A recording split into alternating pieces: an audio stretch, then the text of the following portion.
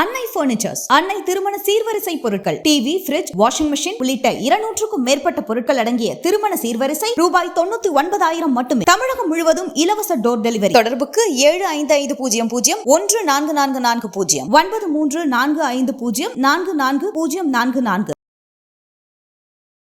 அனைவருக்கும் வணக்கம். ஒலிம்பிக்கில் இந்தியாவின் சார்பில் மல்யுத்த போட்டியில் தங்கம் வெல்ல இருந்த வினேஷ் போகத் தகுதி நீக்கம் செய்யப்பட்டிருப்பது ஒட்டுமொத்த இந்தியருக்கும் பேரதிர்ச்சியை ஏற்படுத்தி இருக்கிறது. வினேஷ் போகத் தகுதி நீக்கம் செய்யப்பட்டது சதியா, இல்லை விதியா, இல்லை அரசியலா அப்படிங்கிறதா இந்த காணொலியில நம்ம தெளிவா பார்க்க போறோம். நீதி வழங்கும் போது அண்ணன், தம்பி, சொந்தம், பந்தம், பணக்கார, ஏழை எதையுமே பார்க்க கூடாதுடா. நாயத்தை மட்டும் தான் சொல்லணும். ஒரு விளையாட்டு வீரருடைய உச்சபட்ச லட்சியம் என்பது ஒலிம்பிக் போட்டியில் கலந்து கொள்வது. ஒலிம்பிக் போட்டியில் கலந்து கொள்வதே மிகப்பெரிய தகுதியாகவும் திறமையாகவும் இங்கே பார்க்கப்படுகிறது. ஒலிம்பிக்கில் எத்தனையோ விளையாட்டுகள் இருந்தாலும் இந்தியாவின் சார்பாக பல்வேறு வீராங்கனைகள் கலந்துருக்காங்க. ஆனால் இந்திய அளவில் மல்யுத்த போட்டியில் கலந்து கொண்ட முதல் வீராங்கனை என்ற பெயரை வினேஷ் போகத் பெற்றிருக்காங்க. அது மட்டும் இல்லாமல் இறுதி சுற்று வரைக்கும் சென்ற முதல் வீராங்கனை என்ற பெயரையும் வினேஷ் போகத் தான் பெற்றிருக்காங்க. எப்படியும் நிச்சயமாக வினேஷ் போகத்து இதில் தங்கம் வென்றுவாங்க என்று எல்லோரும் வினேஷ் போகத்தை விட நம்பிக்கையாக இருந்தாங்க. ஏன்னா 82 முறை தோல்வியே தழுவாத ஜப்பானை சார்ந்த சுசாகி என்கிற ஒரு வீராங்கனையை எப்பொழுது வினேஷ் போகத்து வீழ்த்தினாங்களோ அந்த இடத்துல வினேஷ் போகத்துடைய வெற்றி உறுதி செய்யப்பட்டது. 82 முறை தோற்கல, 83வது முறை ஒரே சுற்றுல அவங்களை வீழ்த்துறாங்க வினேஷ் போகத். அதே போல உக்ரைனை சார்ந்த ஒரு வீராங்கனையை, கியூபாவை சார்ந்த வீராங்கனையை சர்வசாதாரணமாக வினேஷ் போகத் வீழ்த்தியதில் நிச்சயமாக அவங்க தங்கத்தை வென்றுவிட்டு தான் அந்த தங்கம் இந்தியா திரும்பும் சொல்லி அவங்க குடும்பத்தாரை விட ஒட்டுமொத்தமான இந்தியர்களும் விளையாட்டை உற்று நோக்கக்கூடியவங்களும் மல்யுத்த வீராங்கனைகளும் பொதுவாக இந்த ஒலிம்பிக் போட்டிகளை ஆர்வத்தோடு பார்க்கக்கூடிய எல்லோருமே அதுக்காக ஆவலோடு காத்திருந்தாங்க. கடைசி நேரத்தில் அவங்களுக்கு உடல் எடை பரிசோதனை செய்த போது 100 கிராம் எடை கூட இருக்கு. இந்த செய்தியை கேள்விப்பட்ட போது உண்மையிலே ஒரு அதிர்ச்சியாகவும் ரொம்ப ஒரு கேவலமாகவும் இருந்துச்சு. ஒலிம்பிக் போட்டியில் தயாராகிட்டாங்க. ஏற்கனவே 53 கிலோ எடை சுற்றுல அவங்க விளையாடி இருக்காங்க. அதற்கு பிறகு கடுமையான பயிற்சிகள் செய்து எடையை குறைச்சி 50 கிலோ சுற்றுல கலந்து கொள்றாங்க. எல்லா சுற்றுலையும் வென்று இறுதி சுற்றுக்கு தங்கம் வெல்வதற்கான வாய்ப்புக்கு போகும்போது உடல் எடை கூடிருச்சு. அதுவும் 100 கிராம் கூடிருச்சு. 1 கிலோ கூடிருச்சு, இல்லை 2 கிலோ கூடிருச்சுன்னா கூட அவங்க டயட்டை சரியாக மெயின்டைன் பண்ணலை, அவங்க ஸ்ட்ரெஸ்ஸில் இருந்தாங்க, உடல் எடை கூடிருச்சுன்னு கூட சொல்லலாம். ஆனால் அவங்க டயட்டை சரியாக மெயின்டைன் பண்ணியிருக்காங்க. 50 கிலோ இருந்து 50 கிலோ 100 கிராம் என்பது இதுக்கு பின்னணியில் மிகப்பெரிய ஒரு அரசியல் சதி நடந்திருக்கிறது என்பதைத்தான் வினேஷ் போகத் குற்றச்சாட்டு வச்சிருக்காங்க. நான் எவ்வளவோ போராடிட்டேன், நான் சோர்வடைஞ்சிட்டேன், இனிமேல் இந்த போட்டியில் என்னால் போராட முடியுமான்னு தெரியலை, அதனால் நான் ஒட்டுமொத்தமாக மல்யுத்த போட்டியிலிருந்தே நான் ஓய்வு பெறுகிறேன், நான் விடைபெறுகிறேன் அப்படின்னு சொல்லி அவங்க அறிவிச்சிருக்க அறிவிப்பு என்பது அந்த பெண்ணுக்கு அசிங்கம் இல்லை, ஒட்டுமொத்தமான இந்திய மண்ணுக்கு அசிங்கம். 2024 is the year of Vinesh Phogat and he used to say he would want from. இப்படி சர்வதேச போட்டிகளை கலந்து கொண்டு பல வீராங்கனைகள் வீரர்கள் சர்ச்சைக்கு உள்ளாயிருக்காங்க. சின்ன சின்ன பிரச்சனைகளை மாட்டிக்கொண்டு அவங்க தகுதி நீக்கம் செய்யப்பட்டிருக்காங்க. அதுக்கு பின்னாடி பல்வேறு அரசியல் இருக்கத்தான் செய்யும். ஆனால் அந்த அரசியலை முறியடிப்பதற்காகத்தான் இந்தியாவின் சார்பாக 116 விளையாட்டு வீரர்கள் போயிருக்காங்க, 156 அதிகாரிகள் போயிருக்காங்க. அது அந்த அவங்களுடைய இன்சார்ஜ்னு சொல்லுவாங்க இல்லையா, விளையாட்டு சம்மேளனத்தின் அடிப்படையில் 156 110 வீரர்களுக்கு 156 அதிகாரி போயிருக்காங்க. அந்த அதிகாரிகள் என்ன செய்தாங்க? ஒவ்வொரு நாடும் ஏதோ ஒரு பெரிய லாபி பண்ணி கூட, பெரிய அரசியல் செய்து கூட அதை ஒரு சர்வதேச செய்தியாக மாற்றி ஒரு நொடியில் மீண்டும் அந்த விளையாட்டு வீரர்களை அங்கே விளையாடுவதற்கு அனுமதி கொடுத்துருக்காங்க. இப்போ கடைசி சுற்று வரைக்கும் போய் அவங்க தோல்வியை தழுவிட்டாங்க. அந்த போட்டியில் நடந்து கொண்டிருக்கும் போது ஏதாவது சின்ன சின்ன தவறுகள் நடந்துச்சு, அதில் அவங்க தகுதி நீக்கம் செய்யப்பட்டாங்க அப்படின்னா கூட போராடி தோற்றுட்டாங்க அப்படின்னு ஒரு பெருமை இருக்கும். நீங்கள் போராடவே அனுமதிக்கலை, உள்ள அவங்க விளையாடவே அனுமதிக்கலை அப்படின்னா இது எந்த மாதிரியான அரசியல் அப்படின்னு எடுத்துக்கொள்வது?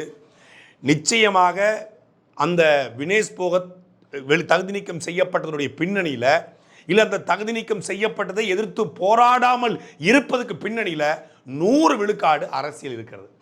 ஏன்னா இதே வினேஷ் போகத் பாஜகவுடைய எம்பியாக இருந்த இந்திய மல்யுத்த சம்மேளனத்துடைய தலைவனாக இருந்த பிரிஜ்பூஷன் சிங் பாலியல் ரீதியாக இந்த மல்யுத்த வீராங்கனைகளை துன்புறுத்தி விட்டார், பாலியல் சீண்டலில் ஈடுபட்டார்னு சொல்லி அவருக்கு எதிராக கடுமையான போராட்டங்களை சாக்சி மாலிக் உள்ளிட்டவர்கள் முன்னெடுத்த போது அவங்களோட முதன்மையாக நின்றவர் வினேஷ் போகத். இந்தியாவுடைய தலைநகர் டெல்லியில் கிட்டத்தட்ட 30 நாட்களுக்கு மேலான போராட்டத்தை முன்னெடுத்தாங்க. அதே போல மணிப்பூரில் பெண்களுக்கு எதிரான கொடுமைகள் நடந்த பொழுது, மணிப்பூர் பழங்குடியின மக்களுக்கு எதிராக கலவரம் நடந்த பொழுது அதற்கு ஆதரவாக, அந்த மக்களுக்கு ஆதரவாக நின்றவர் வினேஷ் போகத். அதுவும் மட்டும் இல்லை, இந்தியாவில் ஒரு கொடுமையான வேளாண் மசோதா சட்டத்தை கொண்டு போது அதில் இவர்களுடைய மக்கள் பாதிக்கப்படுறாங்க என்று ஹரியானா பஞ்சாப் மக்களுக்கு ஆதரவாக களத்தில் நின்றவங்க, அவங்களுக்கு ஆதரவாக குரல் கொடுத்தவங்க வினேஷ் போகத். இது போதாதா? வினேஷ் போகத் பாரதிய ஜனதா கட்சியுடைய ஆதரவாளராகவோ இல்லை அவர்கள் போடுகிற சட்ட திட்டங்களை மதிக்கக்கூடிய, எது வந்தாலும் அப்படி ஏற்றுக்கொண்டிருக்கிற இந்திய கிரிக்கெட்டர்ஸ் இருக்காங்க, கிரிக்கெட் வீரர்னு சொல்ல முடியாது, இந்தியாவுடைய கிரிக்கெட்டர்ஸ் போல அவங்க ஒரு லாபி பண்ணிக்கிட்டு இருந்தாங்கன்னா நிச்சயமாக ஒட்டுமொத்தமான இந்திய அரசாங்கமும் விளையாட்டுத்துறையும் மல்யுத்த சம்மேளனமும் என் பாரத பிரதமர் ஐயா மோடி அவர்களும் அவங்களுக்கு ஆதரவாக மொத்தமாக நின்றுருப்பாங்க. இன்னைக்கு கண் துடைப்புக்கு ட்வீட் போடலாம், ஆறுதல் சொல்லலாம், உங்களுக்காக நாங்கள் நிற்போம்னு சொல்லலாம், இது உங்களுடைய தோல்வியில் இந்தியாவின் தோல்வின்னு சொல்லி இந்தியாவுடைய விளையாட்டுத்துறை அமைச்சரும் பாரத பிரதமரும் எல்லாரும் சொல்லலாம். ஆனால் உண்மையிலேயே அவங்க பக்கம் முழுமையாக இந்த அரசு நின்றதா என்றால் அது கேள்விக்குறி. ஒரு பெண் படிச்சு IPS IAS அதிகாரியா வர்றதே இந்தியாவில் பெரிய சாதனையாக பார்க்கப்படுகிறது. அதுவும் ஹரியானாவில் ஒரு சாதாரண கிராமத்தில் பிறந்து அந்த கிராமத்தில் பெண்கள் வீட்டை விட்டு வெளியே வரக்கூடாது, பெண்கள் படிக்கவே கூடாது. அப்படிப்பட்ட காலகட்டத்தில் ஒரு பெண் மல்யுத்த வீராங்கனையா வர்றா, அவ இந்தியாவுக்காக விளையாடுறா, அப்புறம் ஆசியாவுக்காக விளையாடுறா, 8 பதக்கங்களை குவிக்கிறா, அதுக்கப்புறம் ஒலிம்பிக்ல போய் தங்கம் வெல்ற வரைக்கும் வர்றா அப்படிங்கிறது உண்மையிலேயே அது உலக சாதனை, மிகப்பெரிய ஒரு புரட்சிக்காரி வினேஷ் போகத். வினேஷ் போகத் மட்டுமல்ல, அவங்க குடும்பத்தில் கிட்டத்தட்ட 11 பேர் மல்யுத்த வீரர்கள். அவங்களுடைய பெரியப்பா தான் மகாவீர் சிங் போகத்.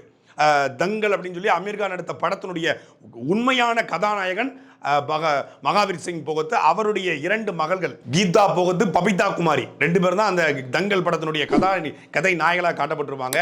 அந்த 2 பேரையும் அப்படியே மகாவீர் சிங் போகத் வந்து எப்படி உருவாக்குனாங்க அப்படிங்கிறத ரத்தமும் சதையுமாக அந்த படம் பார்த்தவர்களுக்கு புரிஞ்சிருக்கும்.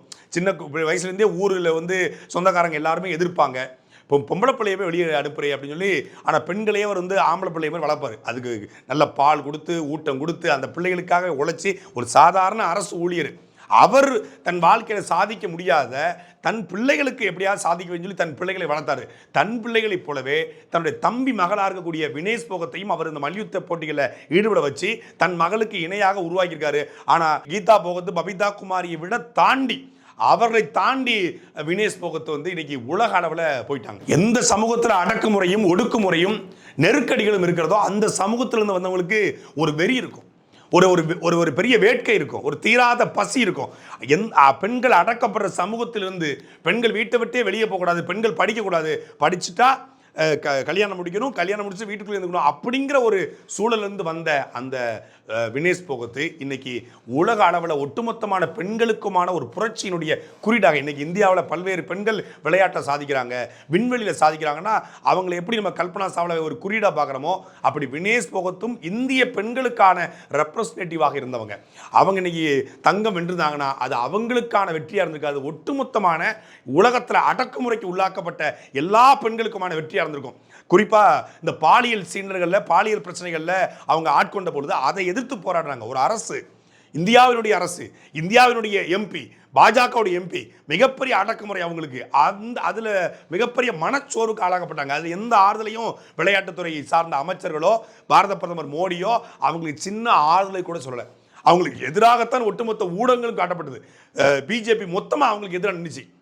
இதில் நம்ம கேட்க வேண்டிய கேள்வி என்னன்னா, வினேஷ் போகத் வந்து 50 கிலோ 100 கிராம் இருந்தாங்க, 100 கிராம் அதிகம் இருந்ததுனால அவங்க எடை அதிகமாக இருந்தால் சொல்லி ஒலிம்பிக் சட்டத்தின் அடிப்படையில் நீக்கப்பட்டிருக்காங்கன்னா குறைந்தபட்சம் அவங்களுக்கு ஆதரவாக நிற்கணும், அவங்களுக்கு ஆறுதல் சொல்லணும். அடுத்த போட்டியில் பார்த்துக்கலாமா, நீ வா தைரியமாரி, ஆனால் உன்னை தங்கம் என்ற மகளாகவே நாங்கள் நடத்துவோம், நீ தங்கத்தை பறி கொடுத்துட்ட, ஆனால் உன்னை ஒரு தங்க பெண்ணாகவே நாங்கள் வந்து போற்றுவோம் என்று ஆறுதலாக நின்றிருந்தால் இதுக்கு பின்னாடி எந்த அரசியலும் இல்லை நம்ம புரிஞ்சுக்க முடியும். பாஜகவுடைய MP இருக்கக்கூடிய ஹேமமாலினி சொல்கிறாங்க, 100 கிராம் வந்து எவ்வளோ முக்கியங்கிறது இப்போ நமக்கு தெரியுது, பெண்கள் எல்லாரும் இருந்து நம்ம பாடம் கற்றுக்கணும், வினேஷ் போகத்தை விட்டுருக்கக்கூடாது, அவங்க உடல்நிலையை கட்டுப்பாட்டில் வச்சுருக்கணும், இனிமேல் அவங்க விளையாட முடியாது. அதாவது அந்த பேச்சில் ஒரு திமிரு தெரிகிறது, அந்த பேச்சில் ஒரு அலட்சியம் தெரிகிறது, அந்த பேச்சில் ஒரு ஆணவம் தெரிகிறது. ஒட்டுமொத்தமான பாரதிய ஜனதா கட்சியில் இருக்கிற பல பேர் போடுறது ஊக்க மருந்து சாப்பிட்டு போட்டியில் கலந்துக்கிட்டாங்கன்னு சொல்லி ஓரமாக உட்கார வைக்காமல் இருந்தாங்களே, அதை நினச்சி பெருமைப்படுங்கடா அப்படின்னு ஒருத்தன் ட்வீட் போடுறான். ஊக்க மருந்து சாப்பிடாமலே ஊக்க மருந்து சாப்பிட்டாங்கன்னு சொல்லி நாங்கள் போட்டியிலேருந்து நீக்குவோம். ஏன்? எங்கள் வேளாண் மசோதாவை நீ எதிர்த்திருக்கிற. எங்களுடைய மல்யுத்த சம்மேளன தலைவர் பாஜக எம்பி பிரிஜ்பூஷன் சிங்க்கு எதிராக நின்றுக்கிற. அது மட்டும் இல்லாமல் இந்தியாவிலிருந்து அவர்களுக்கு கொடுக்கப்பட்ட அர்ஜுனா விருதை, கேல் ரத்னா விருதை திருப்பி கொடுத்தாங்க வினேஷ் போகத். ஏன் திருப்பி கொடுத்தாங்க?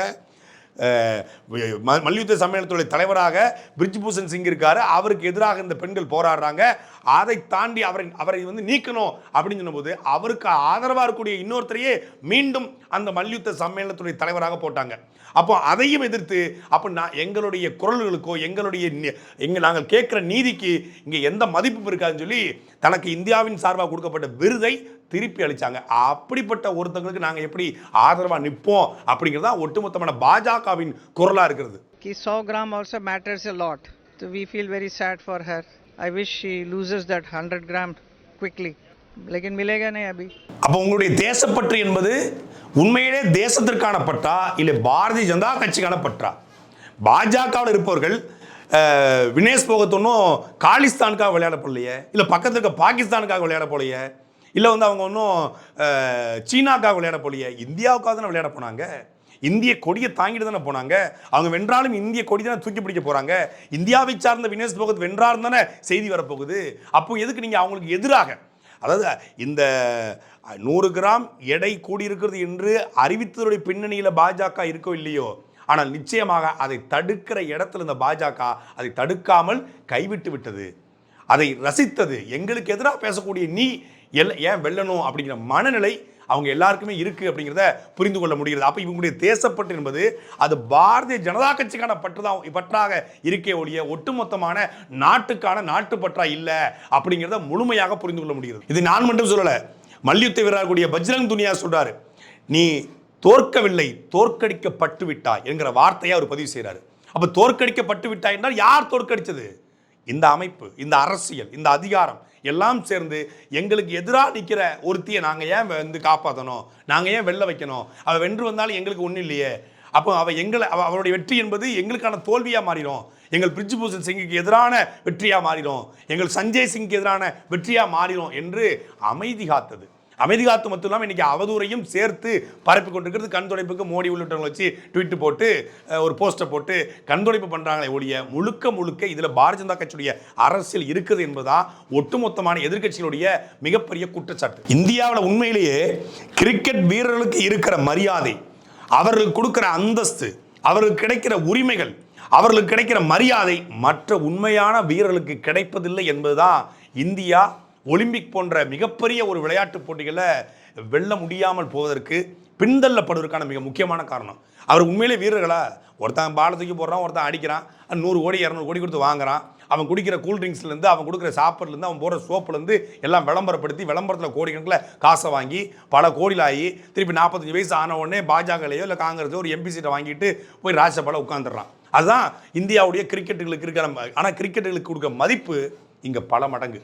அவன் உண்மையிலே வீரன் பார்த்தா சத்தியமாக வீரன் இல்லை. ஆனால் உண்மையான வீரமாக விளையாடக்கூடிய போட்டிகளில் கலந்து கொள்ளக்கூடிய வீராங்கனைகளுக்கும் வீரர்களுக்கும் இங்கே எந்த மதிப்பும் இல்லை, எந்த விதமான உரிமைகளும் இல்லை, எந்த சலுகையும் இல்லை, எந்த மரியாதையும் இல்லை. விஞ்ஞானிகளையோ வீரர்களையோ அரசு உருவாக்கணும், அரசு தத்தெடுத்து வளர்க்கணும், அரசு அவர்களுக்கு பின்னாடி நிற்கணும். ஆனால் இங்கே விஞ்ஞானிகளும் தட்டுத்தடுமாறி சாதனை பண்ண பிறகு அவங்களை கொண்டாடுவாங்க, வீரர்களும் தட்டுத்தடுமாறி மேலே அவங்க சாதனை பண்ண பிறகு அரசு கொண்டாடும். ஆனால் அரசு இவர்களை தத்தெடுத்து இவருக்கு பின்புலமாக நின்று ஊக்குவித்தால் இந்தியா உலக அளவில் எல்லா போட்டிகளிலும் தங்க வெல்லும். ஏன்னா அப்படிப்பட்ட வீரர்கள் இங்கே இருக்காங்க.